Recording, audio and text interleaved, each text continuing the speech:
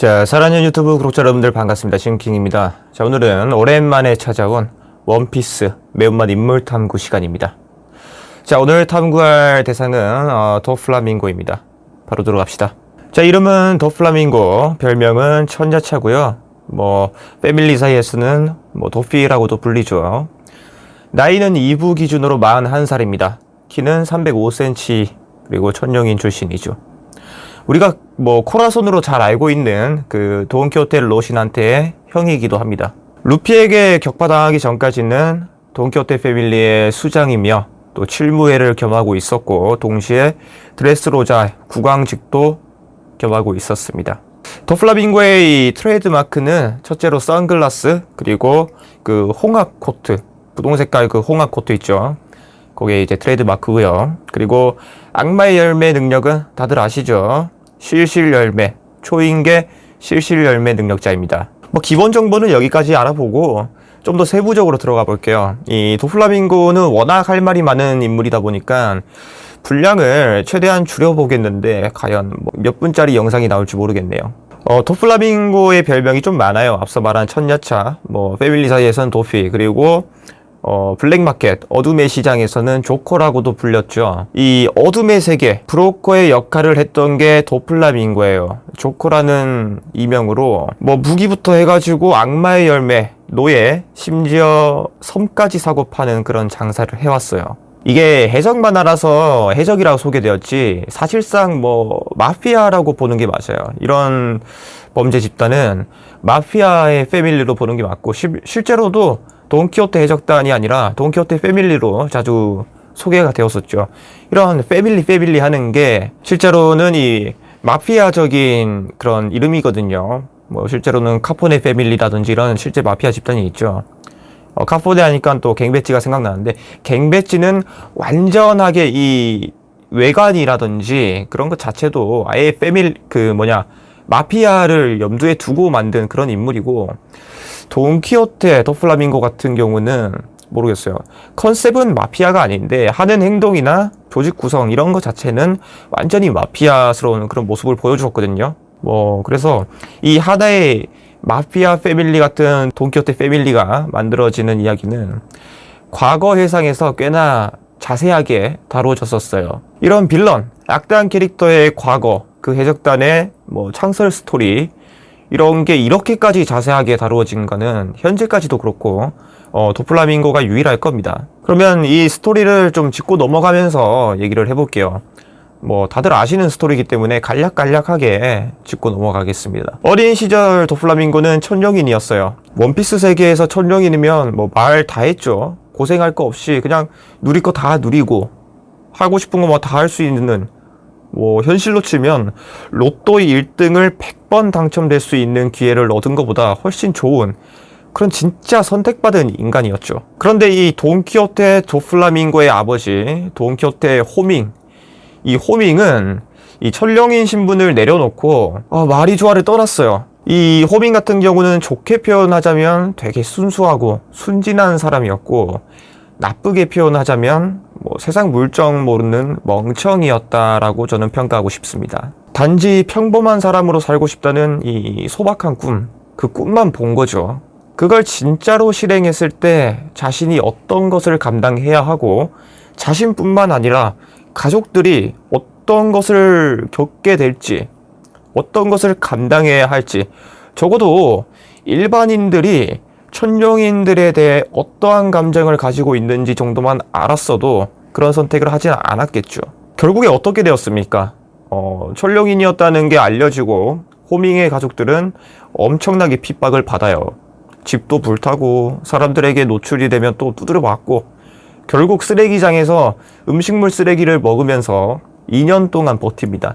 그렇게 2년 버티고 결국에 호밍은 천룡인들을 찾아가서 이렇게 될 줄 몰랐다, 가족들이라도 다시 마리조아로 돌아갈 수 있게 해달라, 그렇게 사정사정 하는데, 이미 천룡인들 사이에서 호밍은 배신자란 말이에요. 배신자 소리를 들으면서 거절을 당하죠. 이게 참 어린 학생들, 소년의 입장에서, 소년의 시각에서 이런 스토리를 바라보면 정말로 불쌍하고 안 됐다라고 느낄 수 있는 그런 이야기지만, 지금 어른의 시각에서 호밍의 이 행동을 본다면 전형적인 능력 없이 꿈을 쫓다가 패가망신시킨 그런 멍청한 인물이라 생각돼요. 저는 솔직히 말하면 애초에 천룡인 직위를 버리고 뭐 밑으로 내려와가지고 살다가 뭐 들켜가지고 개처럼 두드려 맞고 거지처럼 살다가 다시 마리조아로 찾아가는 거, 다시 찾아간 것도 웃겨. 찾아갈 거면 자신이 천룡인에 대해 알고 있는 정보라든지 뭐 마리조아의 비밀 뭐 이런 것들 최대한 수단과 방법을 가리지 않고 거래를 성사시킬 수 있도록, 여기서 말하는 거래라는 건 가족들이라도 마리조아로 다시 돌아갈 수 있도록 그런 대비를 하고 가야 되는데 그냥 찾아가서 받아달라고 그냥 우깁니다.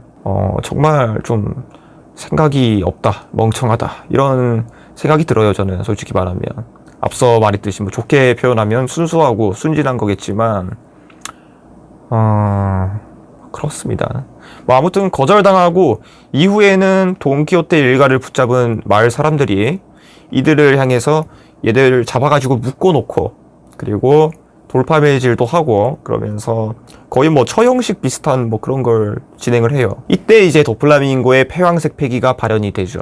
그것을 본 트레볼, 뭐 트레볼 말고 옆에 뭐 베르고도 있었고 피카도 있고 원년 멤버들이 그때 있었는데 그때 분위기로 보면 트레볼이 사실상 얘네를 움직이는 약간 우두머리 같은 역할을 하고 있었고, 아무튼 도플라밍고, 어린 도플라밍고의 폐왕색 패기를 본 트레볼이 이거 쟤를 왕으로 삼아야겠다, 이런 계획을 세웁니다. 이렇게 원년 멤버랑 합쳐져서 도플라밍고 패밀리의 창설이 시작되는 거죠. 이후에 이제 도플라밍고는 자신의 아버지인 호밍을 직접 죽이고 그리고 마리조아로 다시 찾아가요. 찾아가서 내가 이 배신자를 처단했으니까 다시 나를 받아달라, 천룡인으로 받아달라라고 하지만 씨알도 안 먹히죠. 이때까지만 해도 도플라밍고는 영악하긴 했는데 아직까지도 세상 물정 모르는, 왜냐?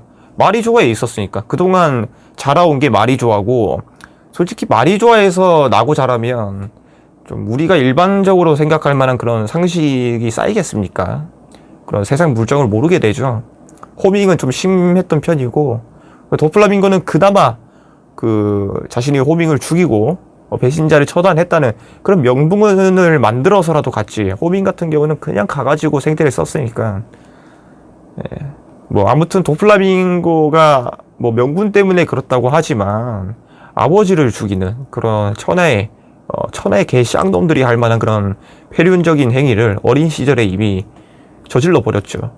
여기서부터 이제 진정한 악마라고 해야 될까요? 아무튼 그런 진정한 빌런이 깨어나게 됩니다. 솔직히 이제 호밍 때문에 밑에 내려와가지고 그 마을 사람들한테 두드려 쳐맞고 이렇게 해가지고 처형 당할 뻔하다가 폐왕색 패기를 발현하고 여기까지는 그래도 도플라밍고가 완전하게 악마가 되는 그런 건 아니었어요. 여기까지는 괜찮았어. 그런데 자신의 아버지를 죽이고 마리조아로 찾아가서 거절당했을 때, 거절을 당한 이 시점부터 진정한 이제 악의 씨가 피어나게 됩니다.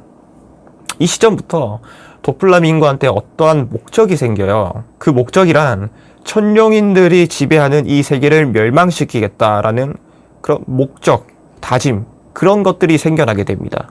한마디로 정의하자면 도플라밍고는 가장 아래에 있는 인간들에게 핍박당하고 가장 높은 위치에 있는 인간들에게 거부당한, 그로 인한 분노와 광기가 자라나서 완성된 그런 인물이 도플라밍고라고 할 수 있겠죠.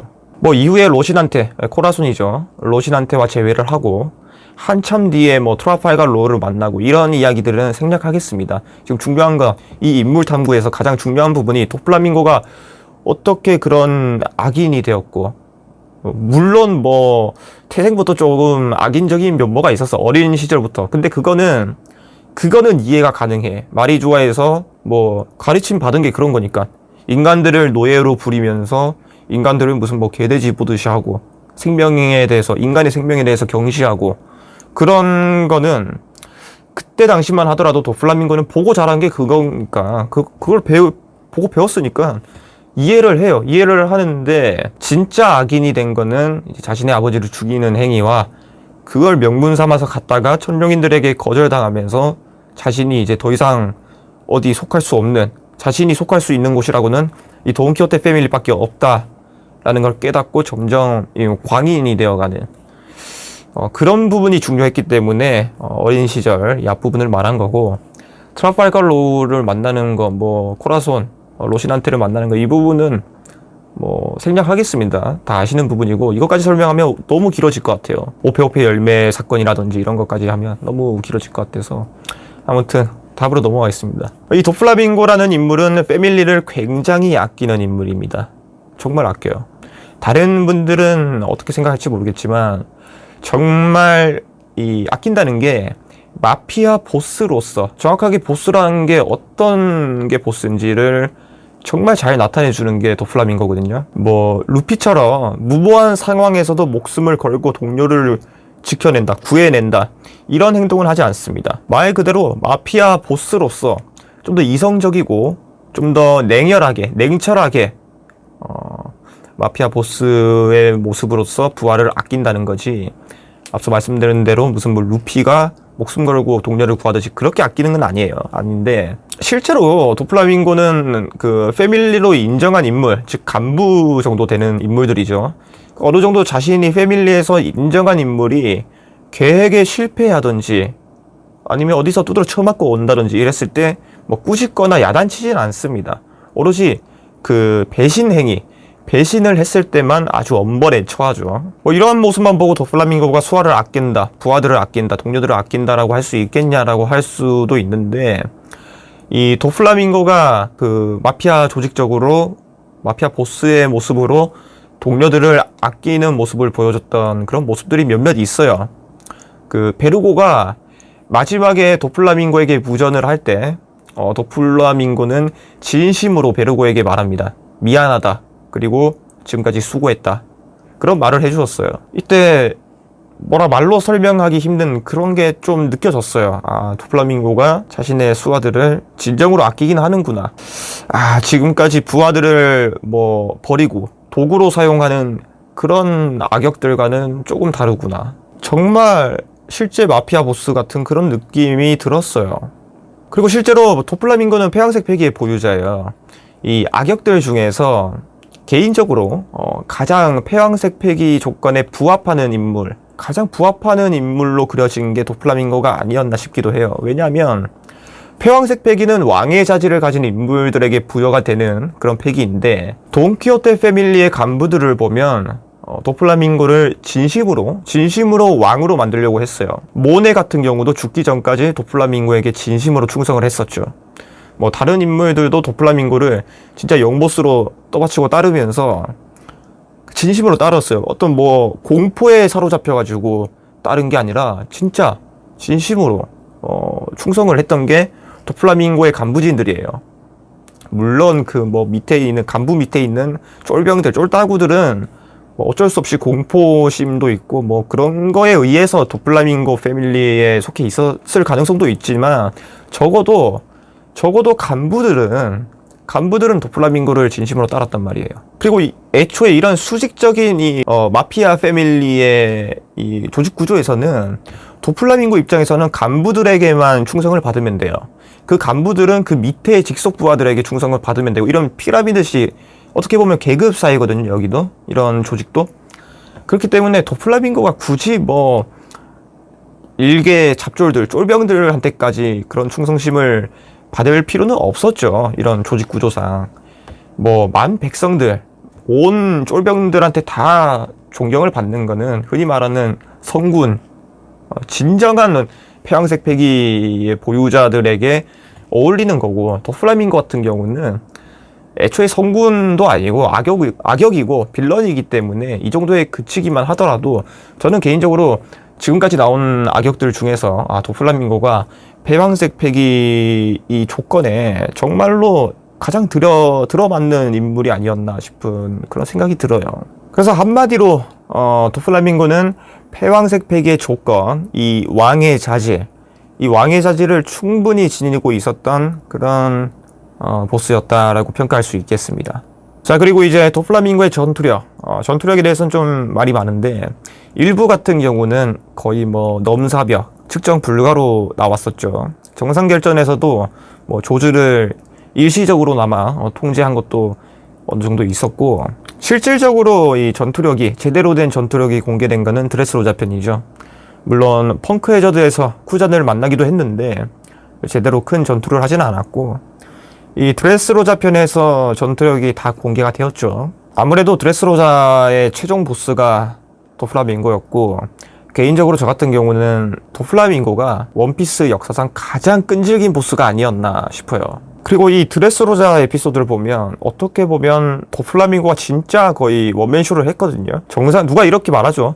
정상결전에서 흰수염 해적단에서는 거의 흰수염의 원맨쇼였다, 뭐 그렇게 말하고, 저는 드레스로자 편을 보면 도플라밍고가 진짜 여기저기 많이 뛰어다니면서 뭔가를 많이 했구나, 진짜 원맨쇼였다 라고 생각을 하거든요. 그거를 이제 순서대로 좀 짚어보면, 자, 첫째로 드레스로자 에피소드는 그 밀짚모자 일당이 드레스로자에 도착해가지고 도플라밍고가 리타이어 될 때까지 이 걸리는 시간이 작중에서는 하루입니다. 하루 만에 일어난 사건이에요.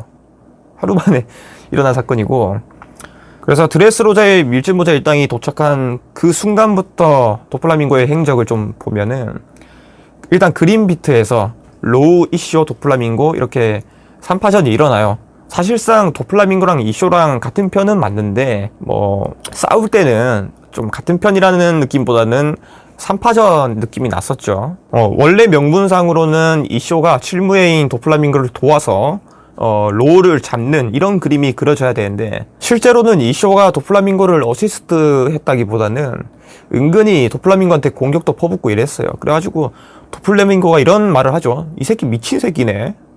야, 너희 그 원수는 교육을 어떻게 시키는 거야? 왜 나한테 이따위 공격을 해? 이런 약간 그런 반응도 있었어요. 실제로 작중에 그런 묘사가 있었고, 자, 아무튼 그렇게 도플라밍고는 로우를 상대하다가 써니호를 발견하고는 써니호를 두드러 패로 날아갑니다. 그렇게 써니호에서 상디랑 만났죠. 도플라밍고가. 그 상디가 이제 도플라밍고한테 가가지고 발차기를 한 대 이렇게 툭 때려요. 툭 때리니까 사뿐하게 막아주고, 이 새끼 좀 센 새끼네 이렇게 해주고, 그 다음에 어떻게 됩니까? 열매 능력으로 상디를 그냥 뭐 1초컷 해버리죠. 상디가 공중에서 개 굴욕적인 모습으로 도플라밍고 앞에서 무력하게 제압을 당합니다. 그리고 다시 로우를 두드러 패가지고 로우를 제압해요. 도플라밍고가. 제가 정확히 기억은 안 나는데, 이때 그린비트에서 도플라밍고가 오버히트를 날렸는데 그 콜로세움 외벽까지, 그 콜로세움 있던 곳 그 마을까지 닿았던 걸로 기억해요.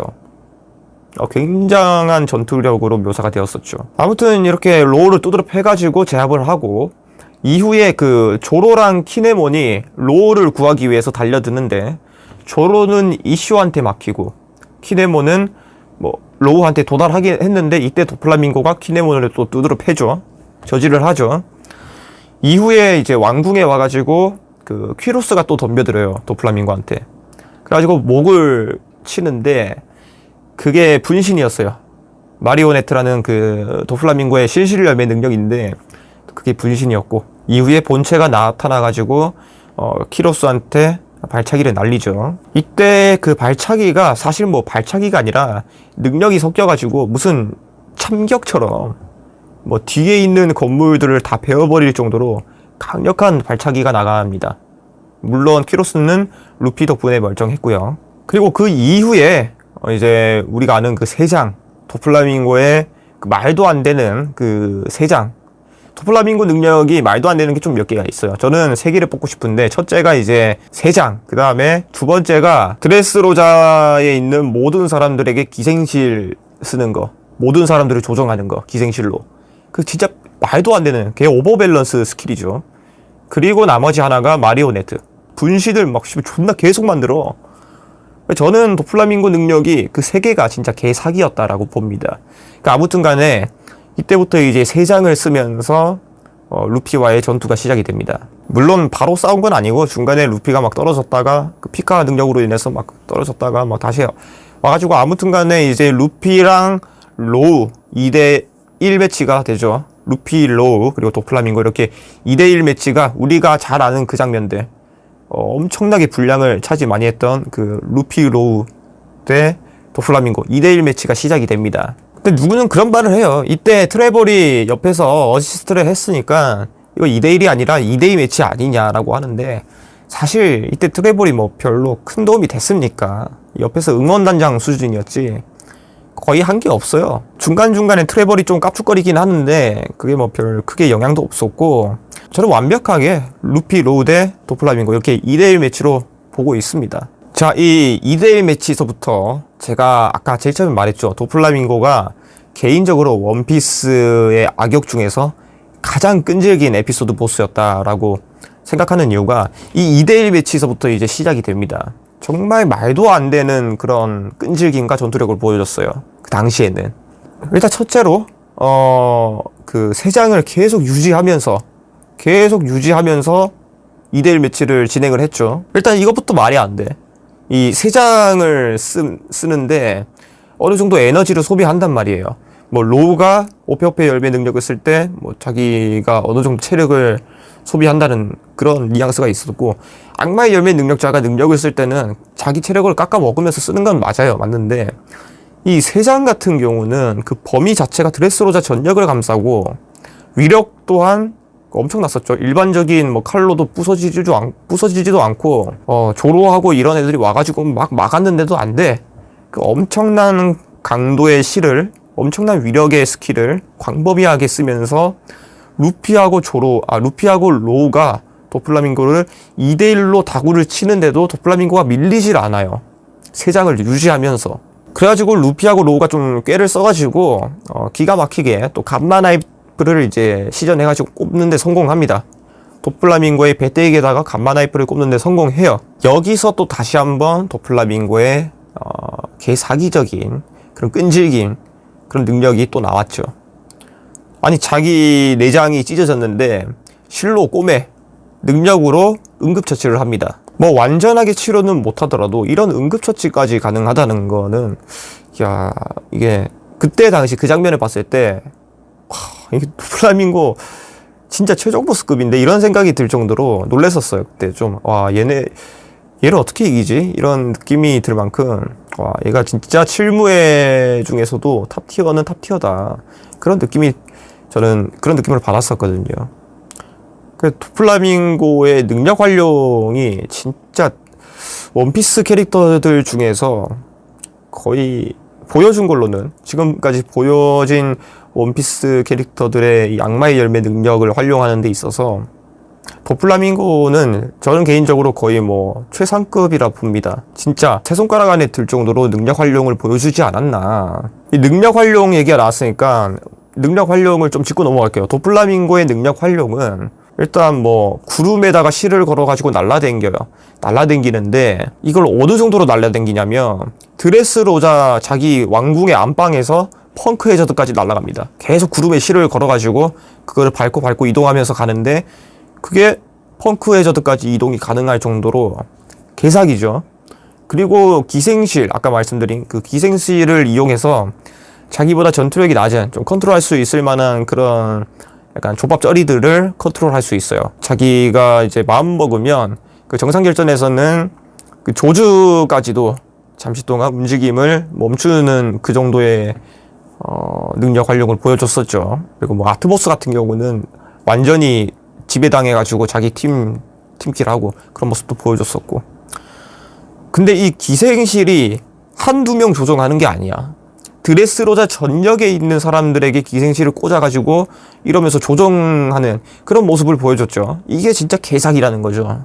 그리고 앞서 말한 세장은 뭐 흔히 누가 그런 말을 하죠. 뭐 중장, 대장 다음엔 세장이 있다, 그런 말을 하는데 그 정도로 개사기 스킬이었던 게 또 세장이고, 그 다음에 앞서 말한 마리오네트 분신을 만드는데 이 분신이 이게 전투력이 본체보다 월등히 떨어져야 되는데 그 정도로 전투력이 월등히 떨어지지가 않았어요. 분신인데도 꽤 셌단 말이에요.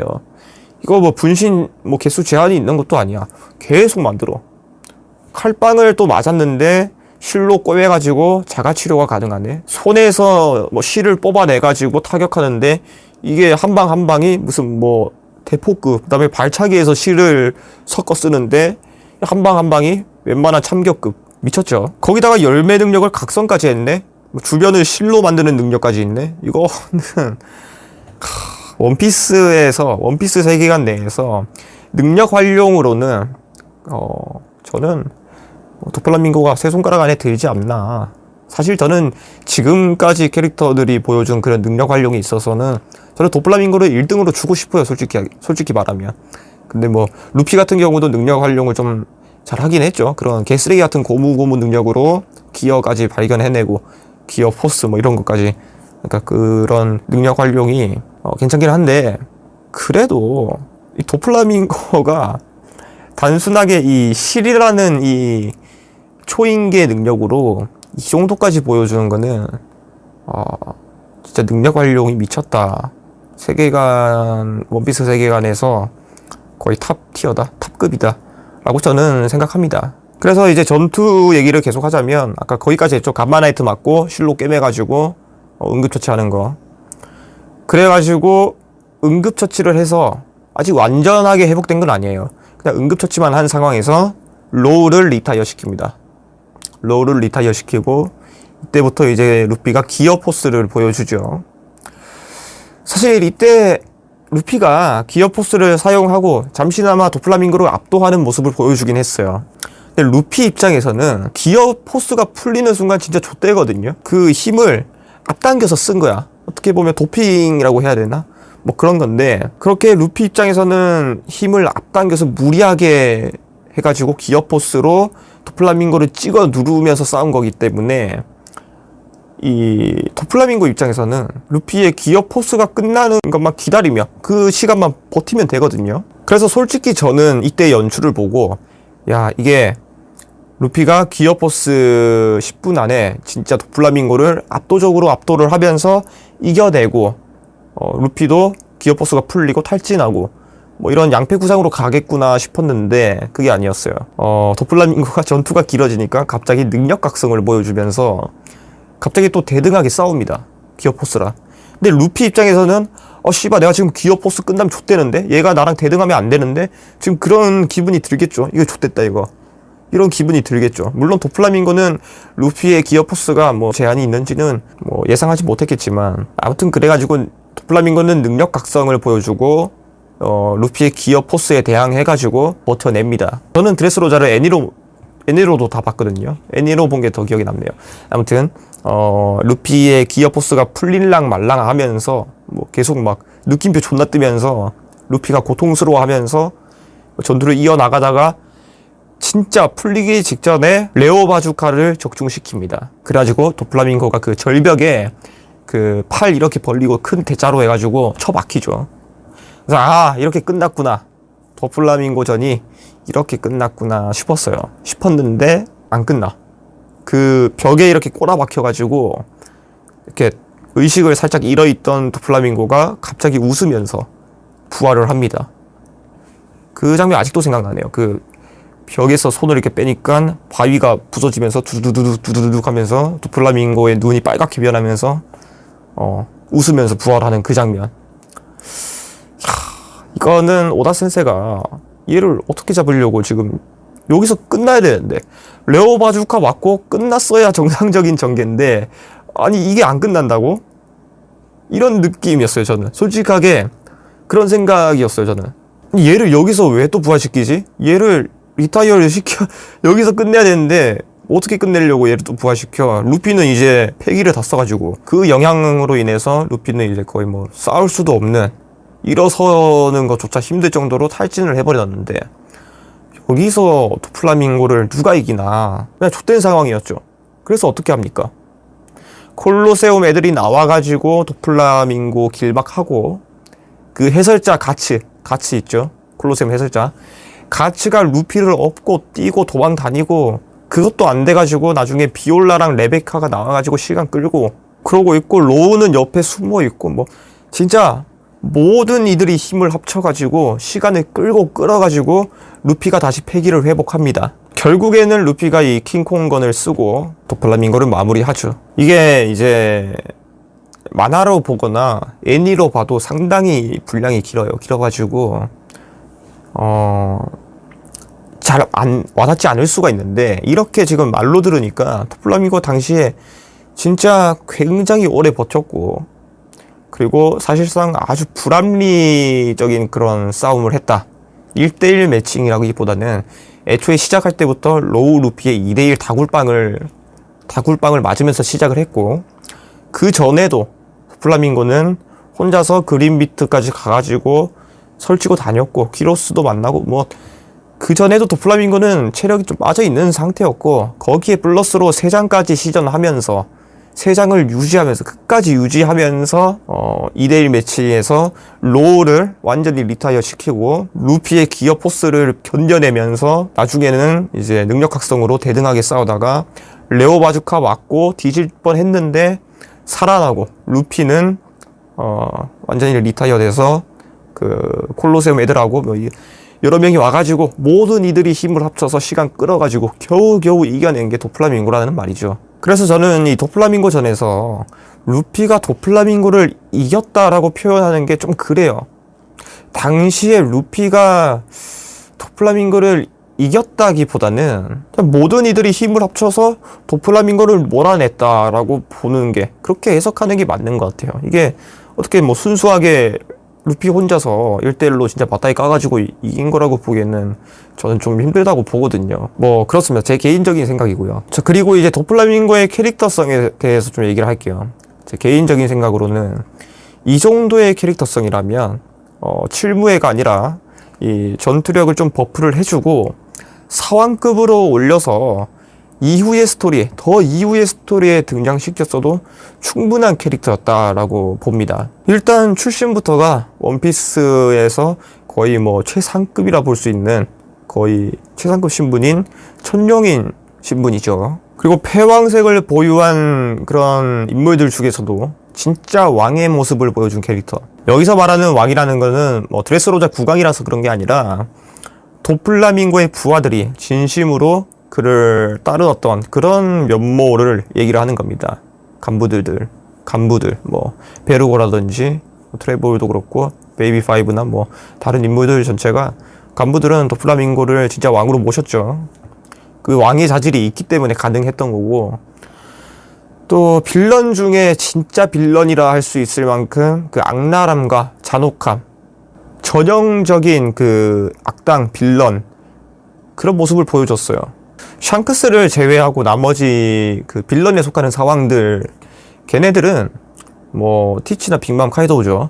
얘네는 어딘지 모르게 좀 깨는 듯한 그런 좀 개그스러운 우스운 모습을 보여준 적이 좀 있어요. 티치 같은 경우는 뭐 두드러 쳐맞고 아파하는 모습을 사왕이 되기 전부터 많이 보여줬었고, 빅맘 같은 경우는 특유의 그 식타마리, 기억상실, 이런 모습들을 보여줬고, 카이도 같은 경우는 술주정. 그래서 좀 깨는 장면들, 그리고 좀 개그스러운 장면들이 어느 정도 보여줬지만, 도플라밍고 같은 경우는 정말 완벽에 가까운 악역을 소화해냈습니다. 물론 쿠잔을 만났을 때 내빼는 그런 장면이 있는데, 그거는 전투력이 7무회급으로 설정이 되어 있으니까 진행상 어쩔 수 없는 거고, 만약에 도플라밍고가 드레스로자의 에피소드 보스가 아닌 나중에 뭐 사왕 에피소드가 끝나고 최종 보스, 최종 빌런으로 등장했다, 그러면 상황이 좀 다르게 전개되었을 수도 있겠죠. 그리고 딱히 쿠잔과의 만남에서 도플라밍고가 굴욕적이거나 우습게 묘사가 된 건 아니에요. 어느 정도 뭐 가오는 지키면서 빌런의 포스를 유지하면서 물러났거든요. 그래서 도플라밍고의 팬들이 괜히 도왕 거리는 게 아니다. 이 정도 캐릭터성이면 드레스로자에서 공개 안 하고, 아니면 애초에 드레스로자 에피소드를 좀 뒤로 해가지고, 물론 그랬으면 뭐 칸주로나 키네몬, 라이저 이런 애들과의 엮이는 좀 엉망이 되었겠죠. 스토리 다시 짜야겠죠. 그래서 애초에 이룰 수 없는 일이지만, 도플라밍고 정도의 캐릭터성, 이런 캐릭터라면 진짜로 최종 보스로 나와도 손색이 없을 정도의 캐릭터성을 지녔다. 전투력이야 뭐 최종 보스에 걸맞게 엄청 버프시켜주면 되는 것이고, 캐릭터성 그 자체로는 빌런으로 보여준 그런 것들이 진짜 완벽에 가까운 빌런의 모습을 보여줬기 때문에 저는 도플라밍고가 역대 나오는 원피스 빌런들 중에서 저는 가장 최고의 빌런이 아니었나 싶습니다. 뭐 이렇게 하면 저를 또 돋박이 아니냐라고 할 수 있는데, 돋박이가 아니라 진짜 그냥 객관적으로 느낀 걸 보여준 거예요. 사왕들이랑 비교했을 때 보면 뭐 카이도우는 대단히 패도적인 인물, 그런 패도적인 모습을 보여주는 빌런이었고, 물론 와노쿠니를 잡아삼킬 때 어떠한 모략과 술수를 쓰긴 했지만, 그래도 뭐 최근 보여주는 행동이나 그의 성격이나 이런 걸 보면 이미지 자체는 약간 패도적인 인물이다라는 이미지가 강하거든요. 하지만 도플라밍고 같은 경우는 패도적인 인물이라기보다는 진짜 순수한 악 그 자체로 보였어요. 빅맘과 도플라밍고를 또 비교해보면 간단히 정말 이해하기 쉽게 비교하면, 저는 드래곤볼의 그 뚱땡이 마인부 있죠. 뚱땡이 마인부가 빅맘이고, 그 뚱땡이 마인부에서 걸러져 나와가지고 마지막에 그 있잖아요. 크기 작은 진짜 원시 마인부, 최초의 마인부, 걔 졸라 세네. 드래곤볼 Z의 최종 보스였던 그 마인부. 빅맘은 뚱땡이 마인부, 도플라밍고는 진짜 원시 마인부. 저는 약간 그렇게 느껴졌어요. 이 원시 마인부 얘가 진짜 순수 악의 결정체였거든요. 그게 도플라밍고 같다라는 느낌입니다. 티치 같은 경우는 카이도우의 그 패도적인 모습과 빅맘의 탐욕스러움이 다 섞여 있고, 대신에 순수 악이라기보다는 어떠한 목표와 이상을 가지고 나아가는 그냥 또 한 명의 원피스의 주인공, 이런 느낌이고요. 그래서 지금까지 나온 악역들 중에서, 빌런들 중에서 도플라밍고는 캐릭터성으로만 보면 최강의 빌런이 아니었나, 저는 그렇게 평가를 하고 영상을 마무리하고 싶네요. 그래서 오늘은 도플라밍고에 대해서 이렇게 얘기를 해봤습니다. 재밌게 보셨다면 좋아요와 구독, 그리고 알람 설정 꼭 부탁드리겠습니다. 감사합니다.